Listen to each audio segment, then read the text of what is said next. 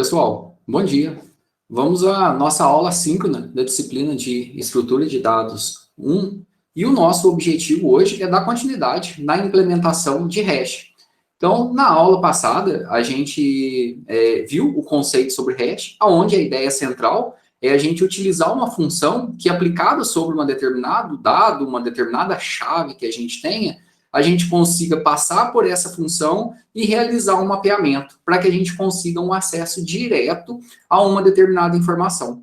Então, como exemplo que a gente viu, era a gente pegar o CPF de uma pessoa, a partir desse CPF, aplicando uma chave, eu teria aí aonde o seu índice está salvo de forma direta. E aí eu conseguiria, com menos acesso, ou seja, ao invés de ter que buscar toda a estrutura, eu conseguia acessar essa determinada informação. E aí a gente tem a nossa visualização que a gente utilizou na última aula para a gente poder conseguir entender melhor o processo. Então, o que a gente está utilizando aqui é o hash de endereçamento aberto, onde os dados a gente está armazenando direto no vetor. Então, aqui até tem uma confusão, né? É o closed hash, ou seja, o hash fechado é o hash de endereçamento aberto, que é onde a gente armazena os dados diretamente aqui no vetor. Então, se a gente vai inserir um determinado valor aqui, deixa eu colocar aqui como se fosse uma chave, uma matrícula. Quando a gente vai inserir, no caso aqui, eu tenho de 0 a 28, então eu tenho 29 registros. Deixa eu diminuir a velocidade aqui para a gente poder visualizar melhor. Então, quando a gente vai inserir, vai pegar o resto da divisão da minha chave que eu tenho pela quantidade de elementos que eu tenho. Então, aqui, por exemplo, a minha chave aqui, ó, ela é 23366, então tem vários dígitos. Se eu quisesse um acesso direto, eu teria que ter um vetor muito grande aí, aonde eu teria que ter um índice com esse valor. O que o hash permite? Mesmo que eu tenha uma chave aí de valor alto, termina com 6 aqui. A gente vai pegar o resto da divisão dessa minha chave, é uma das funções hash, né, uma das funções hash simples que a gente tem, o resto da divisão da minha chave pela quantidade de elementos que eu tenho. Então, como aqui eu tenho de 0 a 28, são 29, ó. Então, quando eu dou um insert aqui, ó, só para a gente poder visualizar, ó, vai pegar o resto da divisão por 29, que deu 25, e armazenou esse dado meu aqui. Ele tentaria armazenar na posição 25, como já tem alguém, ele passou para a próxima aqui, que é a posição 26. Então, a gente teve uma solução de conflito, e a gente viu isso na última aula também. Então, se eu pegar aqui, por exemplo, qualquer valor, ele está terminando com 29 aqui. Então, eu fizer o insert aqui, o resto da divisão deu 24, ele inseriu aqui. Se eu colocar o valor 29 por 29, o resto da divisão é 0, ele inseriu 29 na posição 0 aqui. E qual que é a ideia? Quando a gente vai buscar aqui, se eu pedir para buscar um determinado valor, por exemplo, 1333776, que é o valor que está no índice 26 aqui. Não, quando ele for procurar aqui, ele vai fazer o resto da divisão, vai procurar onde que dá o resto, que vai ser o 25 aqui. Ou seja, depois do mapeamento, passando pela minha função hash, o valor que deu vai ser 25. Só que quando ele... Desculpe, eu coloquei um valor diferente aqui ele não achou. Não, eu coloquei diferente, é 1337766. Então, quando a gente fizer o resto da divisão, deu 25, não está aqui, ele vai procurar na próxima posição. Achou, e aí a gente tem aqui no índice que ele está.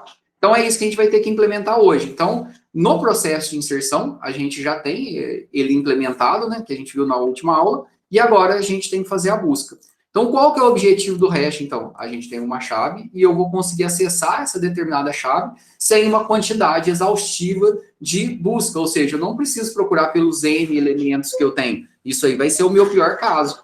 Mas aí, no meu caso médio, eu vou conseguir um acesso direto, quando a gente tem uma boa dispersão. Então, a gente criou lá o nosso tdado normal, que é o que a gente vai armazenar, né? No caso, nome CPF, CPF vai ser a nossa chave. O nosso t-hash aqui, ou seja, em cada posição do nosso vetor, que é o nosso nó hash ali, eu vou ter um dado e vou ter o estado. Esse estado vai ser vazio, removido e ocupado. Vazio, se nunca guardou nada lá. Removido, se tinha alguma coisa e foi removido. Isso é importante por quê? Porque dentro do processo de busca, se eu mapear para uma posição e nessa posição estiver removida, eu tenho que continuar procurando. Por quê? Pode ser que tinha um outro valor e aí eu tive que armazenar na sequência. Então, vou ter que continuar a busca. E se tiver ocupado ali, se eu mapeei, fui para essa posição, se for o valor que eu quero, joia. Se não for o valor que eu quero, eu vou ter que continuar procurando ali nas próximas posições, até que eu achar uma posição vazia na frente. Então, isso vai dizer para mim que eu não tenho esse determinado dado. Então, a gente vai ter um vetor que é do tipo terrestre. Então, em cada posição do nosso vetor, a gente vai ter um nó hash. Então, a gente vai ter um vetor que a gente vai ter N posições. Então, vamos pensar que eu quero guardar as informações dos alunos da sala. Em cada posição aqui do nosso vetor, o que, que a gente vai ter? A gente vai ter um nó hash. O que, que é esse nó hash? Dentro do nó hash aqui, eu vou ter o nosso dado e a gente vai ter o nosso estado. Então, em cada posição aqui, ó, o que, que a gente tem? Ó? Cada posição eu tenho dado, estado, dado, estado, dado, estado. Cada posição. Então, quando a gente cria um vetor aqui, ó, que eu tenho várias posições, como a gente fez aqui, ó, quando a gente cria um vetor do tipo terrestre, então aqui a minha função inicializa vai receber esse vetor, né? Que o meu n é a quantidade de posições. Então, vou lá no meu vetor, na posição de, que é cada uma das posições, e faço o estado dele valer vazio. Foi o que a gente viu na última aula. A nossa função hash, essa que não é a única, mas é a mais comum, a básica que a gente tem, tanto que lá na nossa implementação, lá do visualizador, utiliza ela. A gente tem a nossa chave, o nosso n e o i. O i é o quê? É o incremento em caso de conflito. Então, eu vou pegar o resto da divisão da minha chave por n, aonde meu i começa de zero. Então, inicialmente, o meu i não altera o meu mapeamento. Mas, se por acaso tiver conflito, a gente incrementa o i, e aí eu vou deslocando, ou seja, eu vou fazendo para na última aula nosso insere hash. Então, eu vou receber o meu vetor onde eu vou inserir, esse dado que eu vou inserir dentro do nosso vetor, e o nosso n, que é a quantidade de elementos. Então, a gente começa o nosso i, que é responsável por resolver o nosso conflito, né? Começando de zero, e aqui uma variável para a gente receber o retorno do mapeamento. Ou seja, a gente tem aquele mapeamento, chave e valor, né? Então, o map aqui vai ser para onde ele vai mapear, o nosso valor. Então, o map vai receber o retorno da função hash, a gente está utilizando como chave o CPF, e a função hash precisa da quantidade de elementos e do i. Se por acaso, quando eu mapeei, essa posição não estiver ocupada, ou seja, o que quer dizer? Quer dizer que ela está livre para inserir. Eu vou pegar nessa posição, eu vou colocar o meu x, que é o dado que eu quero inserir, marco ela como ocupado e retorno essa posição. Se por acaso essa posição ela for ocupada, né? E aí eu só estou dando um print que eu tenho conflito e vou passar para a próxima posição. E vou ficar tentando fazer isso aqui enquanto meu i for menor que n. Por quê? Porque se a minha tabela tem 30 posições, eu já tenho 30 elementos, então quer dizer que eu vou dar um retorno menos 1, que vai dizer para a gente que eu não vou conseguir inserir esse determinado dado. Ok? Então, a gente fez o nosso insere. Vamos ver funcionando aqui, e a gente vai fazer a nossa implementação do nosso busca aqui na sequência. Esse código aqui, ó, para quem não tem ele, aqui dentro da nossa sala de aula aqui, no material da nossa aula 13 assíncrona aqui, ó, a gente tem aqui, ó, o hash endereçamento aberto, ou seja, que é o nosso vetor aqui. É o material que está usando nesse ponto que a gente está começando na aula agora. Então, voltando aqui, vamos colocar que o tamanho da tabela é 10, que fica mais fácil para a gente poder visualizar aqui, ó. Então, reparem, eu tenho no meu vetor posição de 0 a 9. Então, eu dei o print lá para ficar dessa maneira. Então, onde que está com nada aqui, ó, quer dizer que está vazio. Então, se a gente inserir um valor, vou colocar aqui o nome do CPF. Vou colocar Matheus e colocar um CPF aí, 10 aqui. Então, quando a gente faz mapeamento de 10, 10, né, termina com 0 aqui, ele mapeou, deu 0, então ele vai inserir aqui na posição 0. Ó, o Matheus está na posição 0. Se a gente tentar inserir aqui outro, por exemplo, do Will aqui, e colocar 10, 20, na hora que a gente mapear, também ele vai mapear para a posição 0, que termina aqui com 0, por 10, o resto da divisão por 10 vai dar 0. O que aconteceu? Tem conflito. Então, na posição 0, como eu já tenho alguém, ele vai mapear e vai colocar para a próxima posição. Então, colocou o Will aqui na posição 1. E quando a gente buscar, a gente vai ter que levar isso em consideração. Porque o que vai ser o buscar? Eu vou pegar o CPF aqui do Will, por exemplo, vou fazer o mapeamento. E aí eu vou procurar na posição 0.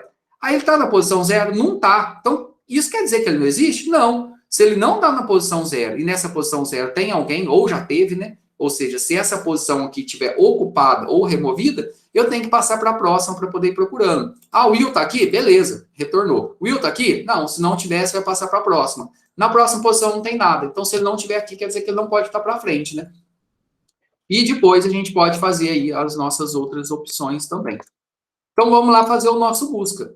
Então, aqui dentro do nosso busca, a gente vai receber o nosso vetor, eu preciso do meu n para poder passar lá para a nossa função hash, e o dado aqui que eu vou buscar, né? Então, esse comp aqui, como eu falei, o objetivo dele é só a gente fazer a comparação de quantas, quantas operações de comparação a gente precisou.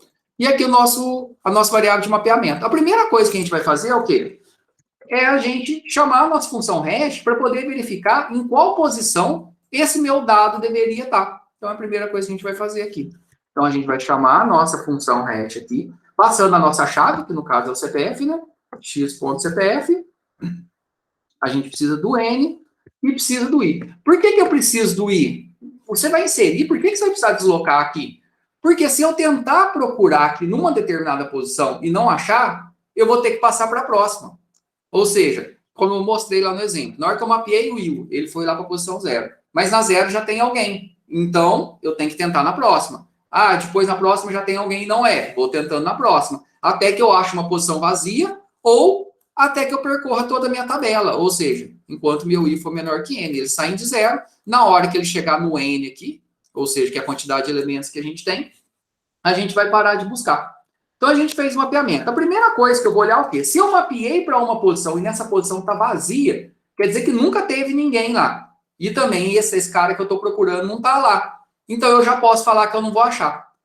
Então, é a primeira coisa que a gente vai testar aqui, que é o primeiro caso que a gente tem, né? Então, se nessa posição lá do meu vetor que eu mapeei aqui, ó, se o estado dele for igual a vazio, isso quer dizer o quê? Quer dizer que nunca teve ninguém lá. Então, nem o Will, nem outra pessoa que mapeou para essa posição. Então, já dou um return -1 aqui, ó. Isso já quer dizer para a gente que não existe. Esse é o primeiro caso que não existe. Qual que é o segundo caso que ele não vai existir?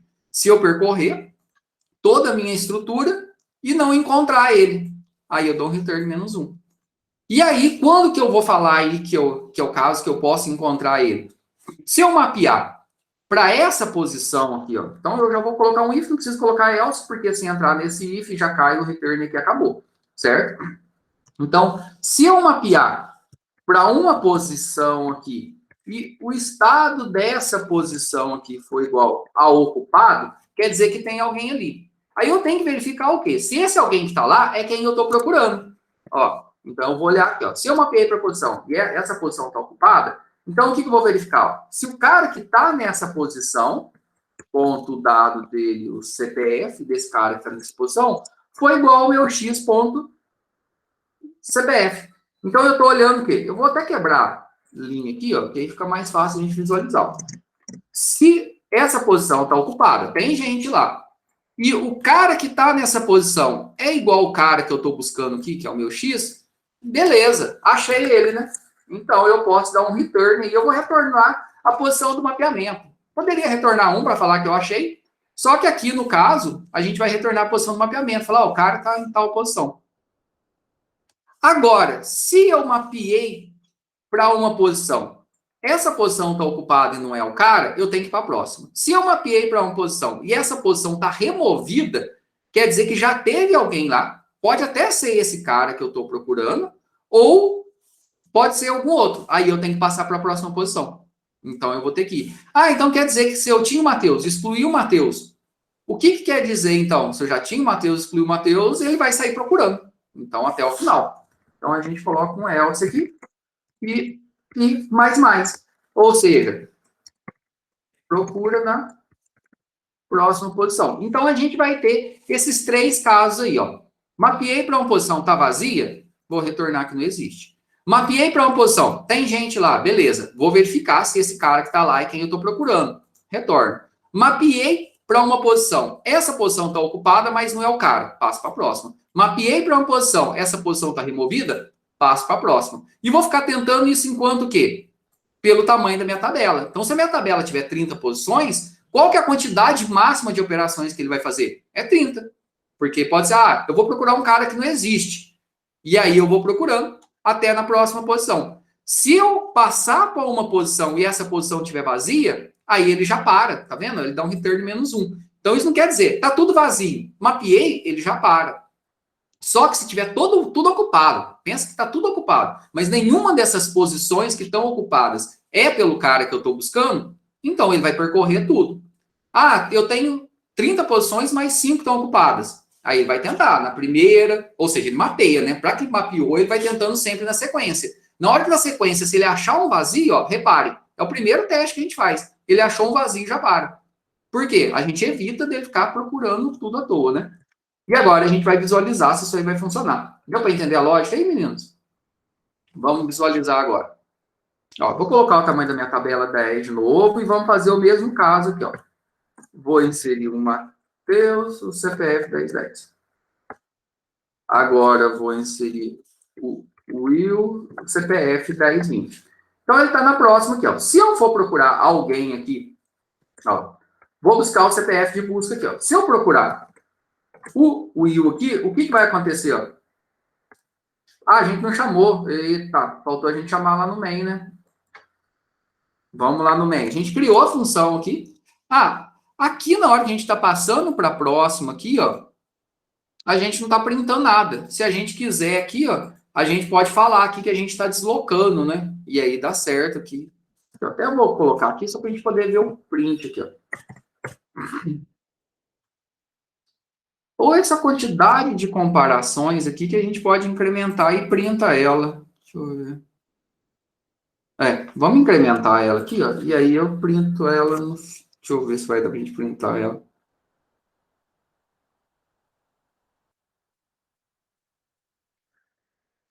Vamos usar a quantidade de comparações que vai dar para a gente visualizar aqui, ó. Então, toda vez que a gente entrar num do while aqui, que a gente está fazendo mapeamento, a gente faz um comp mais. Ou seja,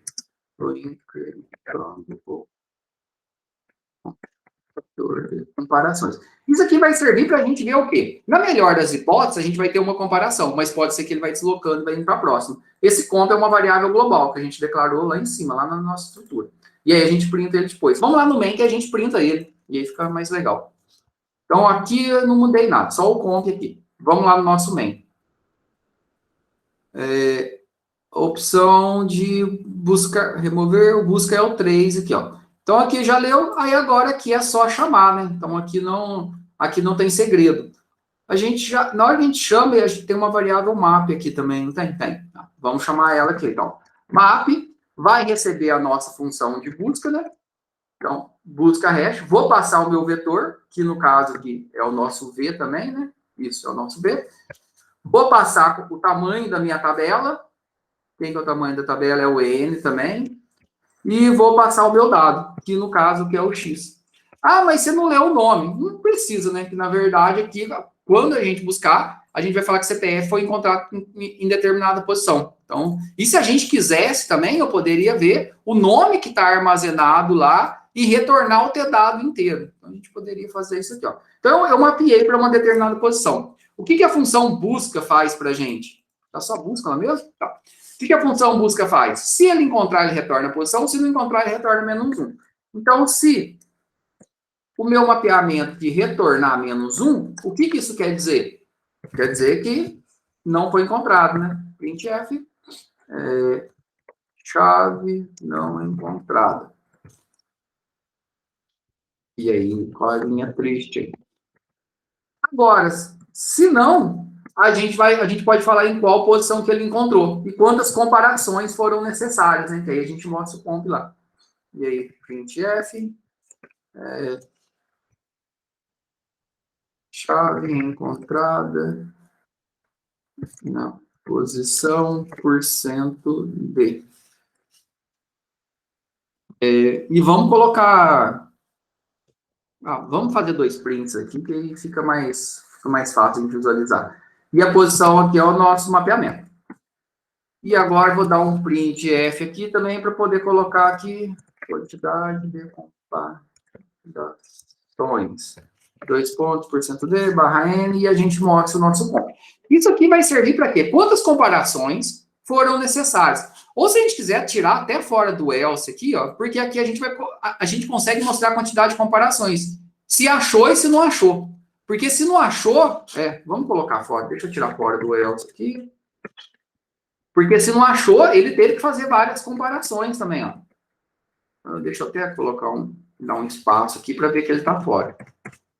Então, se ele não achar, eu falo que não foi encontrado. Se ele achou, eu falo em qual posição que ele foi encontrado. E depois, no final, eu mostro aí qual que é a quantidade de comparações. Comparações. Escrevi errado. A quantidade de comparações. Isso vai servir para a gente conseguir visualizar todo o processo nosso aí. Eita, faltou ponto e vírgula. Esses dias eu estou fazendo um tanto de coisa em Python, e aí eu coloco print, coloco aspas simples, e aí lá em Python eu tento fazer printf, vai dando uns nó na cabeça.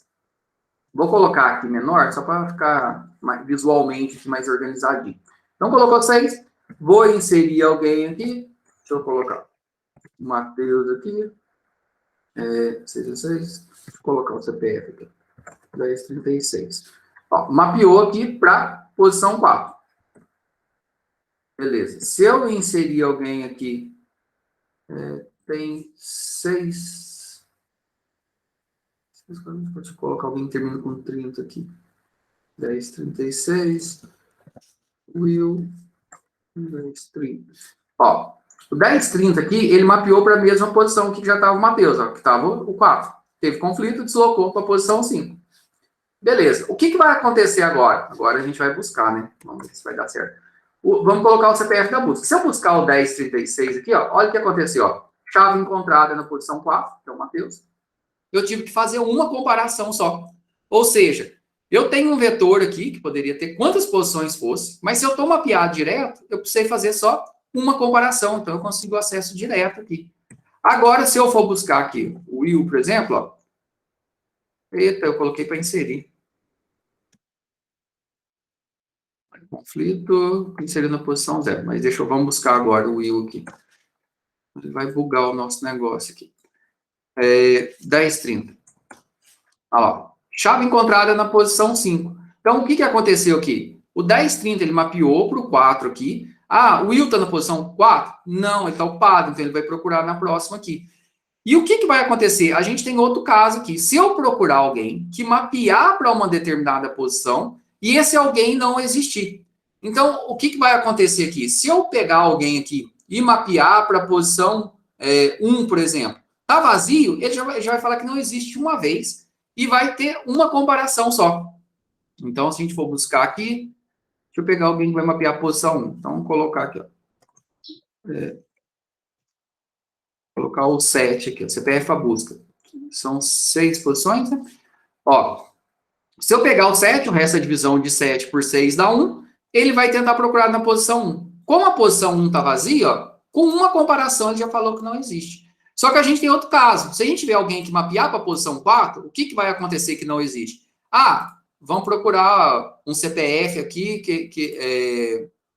que o resto da divisão vai dar 4 também. Então, se eu colocar 632, vou colocar 22 aqui, ó, só para a gente poder visualizar. 22, ó. O que vai acontecer? Ó, eu estou procurando CPF 22. Então, 22, o resto da divisão por 6, dá 4. Ele está aqui na posição 4? Não, mas a posição 4 está ocupada. Então, quer dizer que ele pode ter inserido em outras posições à frente por causa de conflito. Não está. E aí ele vai passar para a próxima. Passa para a próxima 5 aqui. Ah, ele está na posição 5? Não está, que é o 22 que eu estou procurando. Aqui está o Will, está o 1030. Por que ele vai continuar tentando? Porque aqui está ocupado. Incrementa. Aí ele passa para a próxima posição. Então, depois aqui, quando você está incrementando dessa maneira, está pegando o resto da divisão, o legal é que ele faz circular automático, né? Porque aí, quando você incrementa mais um, o resto da divisão, aqui vai dar 0. E aí ele vai procurar nessa posição aqui, na posição 0. Tem alguém? Tem, está ocupado. É o cara que eu quero? Não. Incrementa e passa para a próxima. Tem alguém aqui? Não, está vazio. Então, com 4 comparações aqui, eu tenho um vetor de 6, né? Mas eu poderia ter quantas posições? Na hora que ele acha um vazio, ele para. Ó, está ocupado, é o cara que eu quero? Não. Está ocupado, é o cara que eu quero? Não. Está ocupado, é o cara que eu quero? Não. Está vazio, já para. Então, com 4 comparações aqui, ele parou. E, lógico, se ele mapeasse para a posição 0, ele ia tentar aqui na 0, não deu, ele ia passar para a próxima aqui, ó. Vamos colocar aqui, por exemplo, para buscar, ó. 12. Ele mapeou para a posição 0. É o cara que eu quero? Não, passo para a próxima. É o cara que eu quero? Não, está vazio. Então, com 2 comparações, ele já parou. Então, o que o armazenamento em hash permite para a gente aqui? ele permite o hash de endereçamento aberto, que é onde que a gente armazena os dados direto no vetor. Então, a gente vai conseguir, com uma operação, armazenar um dado, ou seja, no melhor caso, pode ser que eu tenha conflito, né? E eu vou deslocando, e a gente vai conseguir um acesso mais rápido também dentro da nossa base de dados aqui, dentro do nosso conjunto de dados. Então, agora, dando sequência aqui, ó, se a gente pensar que o remover, ele é extremamente simples, né? Por que o remover, ele é simples? O remover é marcar só a posição como removido. Então, eu faço um mapeamento para aquela posição. Se eu achar o cara naquela posição lá, é só marcar a posição como removida. Então, o que a gente vai fazer aqui? A gente vai usar a função busca, e na função busca, o que a função busca me retorna? Se ele achar o cara, ele vai lá na posição que ele achou e marca como removido. Só isso, olha que maravilha. Porque o busca, ele já dá pra gente a posição. Mas e se não tiver? Aí eu não faço nada, né? Como eu vou deletar alguém que não tem? Então, isso aqui é muito simples, né? Então, a gente pode criar uma variável aqui para poder pegar o retorno do busca, ou a posição, né? A posição do cara aqui. Então, esse pos aqui, ó, a gente vai chamar a nossa função busca. Ó, uma função está chamando outra. Vou passar o meu vetor, vou passar o meu n e vou passar o meu x. E aí, o que o busca vai retornar para a gente? A posição desse cara que eu quero remover. Mas só que a gente tem aquele caso, né? Se a posição aqui for igual a -1, o que isso quer dizer? Quer dizer que esse cara não existe, porque eu busquei e ele não existe. Por isso, ó, a gente fez o busca e está utilizando aqui. E aí, o que eu faço aqui também? Eu dou um return -1, da mesma maneira. Se não, quer dizer que, na hora que eu chamei o busca, ele retornou a posição desse cara que eu quero. Aí é só a gente fazer o quê? Vetor, nessa posição que eu tive retorno aqui, o estado dele, o que a gente faz? A gente marca como removido. Pronto. Quando essa posição está removida, ela fica livre para a gente poder armazenar um novo dado lá. Ah, mas então por que você não marca como vazio? Porque o removido e o vazio, ele é diferente para o processo de busca. E isso melhora o desempenho do nosso algoritmo. Vazio, achei vazio, já para de buscar. Achei removido, quer dizer que tinha um dado lá e eu tenho que continuar procurando as próximas posições. Por quê? Porque esse dado que eu tentei armazenar, ele pode ter sido deslocado porque teve conflito.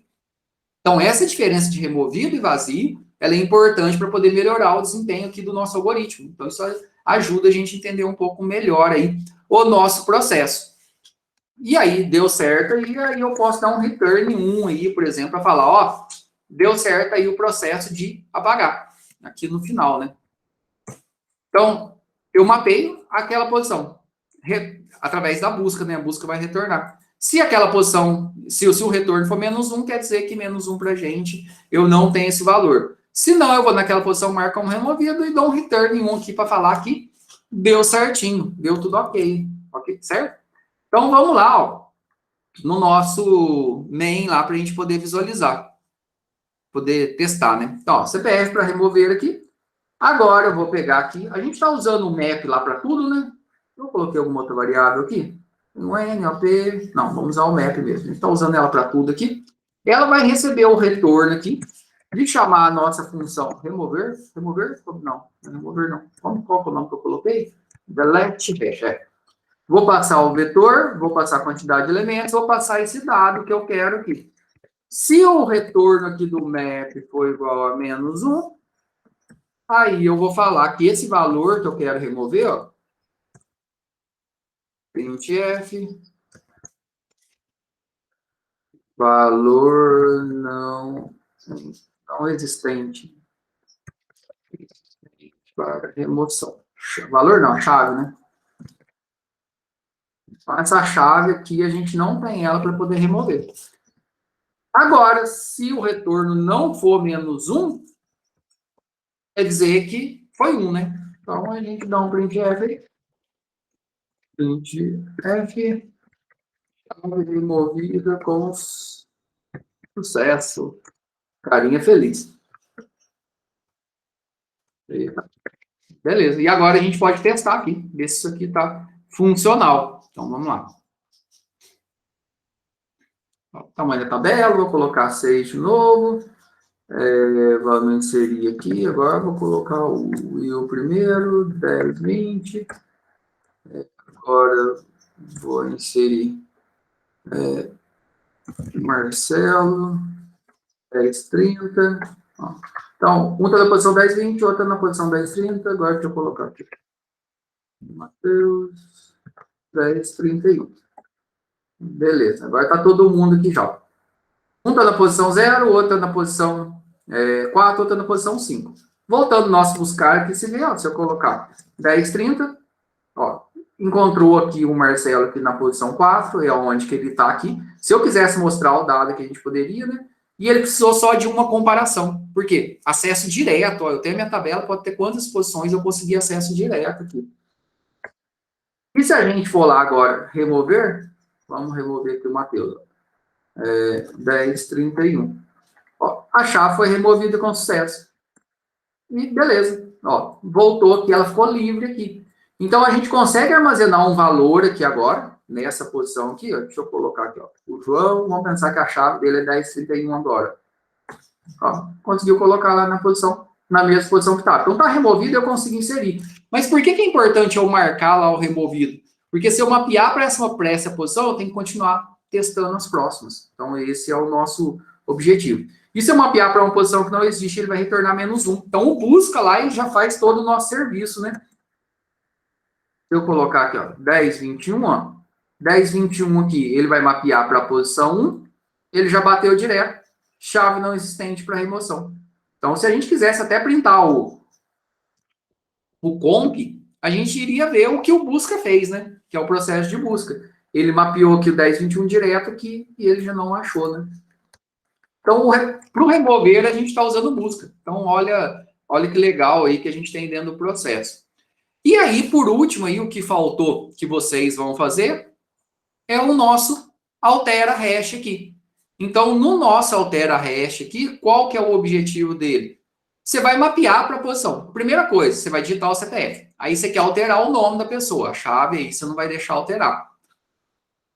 Aí você vai usar o busca, igual a gente fez aqui, ó. Você vai usar o busca. Se você buscou, não achou para dentro da posição, você retorna -1. Se achou, ao invés de marcar o estado como removido, você vai ler um novo nome para essa posição. Então, você vai ler um novo nome e marcar um novo nome nessa posição. Só isso. Então, é bem simples. A lógica é bem parecida aqui com o que a gente acabou de fazer aqui no delete. Só que ao invés de marcar aqui o estado como removido, você vai ler lá teu vetor na determinada posição, ponto dado, ponto nome, vai receber um novo nome aí que você leu. E aí você pode fazer a leitura com gets, não esquece de fazer o flush aí antes, ou você pode ler para uma variável e depois pegar e jogar esse valor dentro do dado nome, a gente pode fazer de qualquer maneira. E ficou só isso para a gente poder fechar agora. Na nossa próxima aula, a gente vai ver a outra implementação que a gente tem. Aqui a gente viu o nosso hash armazenando os dados diretamente no vetor. Agora a gente vai ter o nosso vetor, e em cada posição do vetor a gente vai ter uma lista. Então, quando tiver conflito, ao invés de pular para a próxima posição, ele vai incrementando uma lista encadeada. Então, repare que agora a gente vai ter uma estrutura híbrida. Olha que legal. Eu vou ter um vetor, e em cada posição do vetor eu vou ter uma lista. Então, a gente vai ter uma estrutura aqui, ó, que a gente vai ver na nossa próxima aula dessa maneira aqui, ó. A gente vai ter uma lista. Então, aqui, ó, se eu mapear alguém aqui para a posição 0, por exemplo, ó, eu mapeei 2 elementos aqui, por exemplo, para a posição 0. Então, ele vai inserir o primeiro na primeira posição da lista, o segundo na próxima posição da lista. No nosso caso, a gente vai deixar essa lista ordenada. Então, vamos pensar que eu peguei o nome lá, o Anderson, mapeei para 0. Aí, depois a Aline mapeou para 0. Então, ao invés de deslocar, a gente vai ter uma lista. E em cada uma dessas posições aqui, ó, cada uma das posições do vetor, a gente vai ter uma lista diferente. Então, a gente vai ter várias listas. Se o meu vetor tiver 10 posições, cada posição tem uma lista. Então, eu vou ter lá uma lista de dados aqui. Então, mapeei. Se tiver conflito, eu vou indo para a próxima posição. Isso aqui facilita bastante o processo aqui, em vários casos. Então, a gente tem vantagens e desvantagens. E depois, para poder finalizar essa parte de hash, a gente vai ver a utilização de hash para senhas. Então, aí, como uma outra atividadezinha aí que vai ficar para vocês, é para vocês pesquisarem sobre a utilização de hash para senhas. Então, aqui, se você procurar aqui, ó, hash MD5 e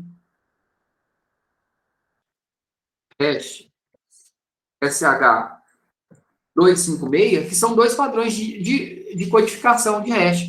Então, o objetivo é o quê? Que vocês procurem o que tem a ver esse hash que a gente está estudando para armazenar dados e como ele é utilizado como um algoritmo de encriptação. Então, o hash permite com que a gente encripte mensagens, encripte dados em uma única via.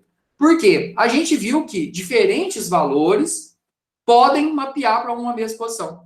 Então, eu tenho um valor, eu passo pela função hash, eu vou ter uma chave aqui, eu vou ter o valor. Mas aí, quando eu tenho esse resultado pode ter sido gerado de diferentes chaves.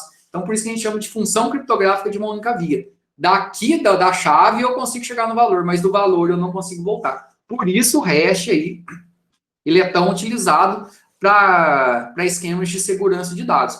E depois a gente vai fazer uma prática também, ou em C Sharp ou em Java, a gente pegando a senha que a gente tem, acho que a gente deve fazer em C Sharp mesmo, na hora de a gente logar no sistema, a gente pega essa senha, faz o hash dela, e o que a gente salva no banco de dados vai ser o hash. A gente não vai salvar no banco de dados a senha da pessoa, a gente vai salvar o hash. E na hora de logar, o que a gente vai fazer? Eu pego a senha que o usuário digitou, gero o hash dele e vou comparar hash com hash. Então, isso é bem interessante dentro do processo. Então, a gente vai fazer essa prática depois, ainda dentro do nosso conteúdo. Então, a gente tem aí mais algumas semanas de aula, né? Então, a gente deve fazer isso nessas 2 semanas. E depois, nas últimas 2 semanas, a gente vai trabalhar com recursão. E a gente deve fazer aí a nossa segunda avaliação lá no dia 2, né? Devo liberar ela no dia 30 aqui, para ficar disponível até dia 6, e vai ser a nossa última atividade. Também a gente vai ter que ter uma pré-prova aqui nesse meio do caminho.